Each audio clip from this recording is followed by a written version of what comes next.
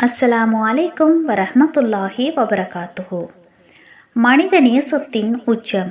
மனிதர்களில் ஒருவருக்கொருவர் பகைமை கொண்டு வாழ்ந்த காலத்தில் ஒரு மனிதர் தனது வாழ்நாள் முழுவதும் அன்பு, பொறுமை, மன்னிப்பு மற்றும் நேர்மையின் ஒளியாக மாற்றினார்.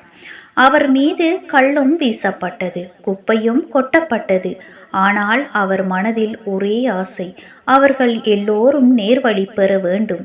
இது ஒரு சாதாரண மனிதரின் செயல் அல்ல, இது நபிகள் நாயகம் ஸல்லல்லாஹு அலைஹி வஸல்லம் அவர்களின் வாழ்க்கையின் ஒவ்வொரு பக்கத்திலும் ஒளிரும் உண்மைகள். தாயிஃப் நகரில் நபியின் பொறுமை.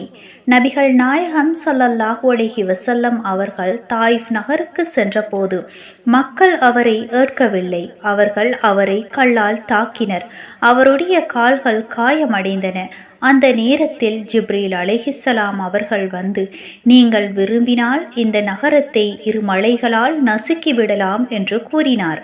அப்போது நபிகள் நாயகம் ஸல்லல்லாஹு அலைஹி வஸல்லம் அன்னவர்கள் கூறியது, இல்லை, அவர்கள் அல்லாஹுவை அறியவில்லை. ஒரு நாள் அவர்கள் நேர்வழி பெறுவார்கள் என்று நம்புகின்றேன். இது பல ஹதீஸ்களில் வந்துள்ள உண்மை சம்பவமாகும்.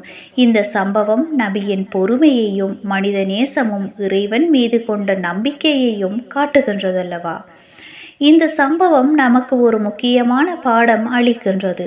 நம்மை வலியுறுத்துபவர்கள் வெறுப்பதற்கும் பதிலாக அவர்களுக்காக பிரார்த்தனை செய்வது என்பது உண்மையான அன்பின் அடையாளம். நபிகள் நாயகம் ஸல்லல்லாஹு அலைஹி வஸல்லம் அவர்கள் தம் மீது கல்லை வீசினார்களே, நேர்வழி வேண்டி அழுதார். இது ஒரு மனிதரின் செயல் அல்ல, இது ஒரு இறை தூதரின் செயல்.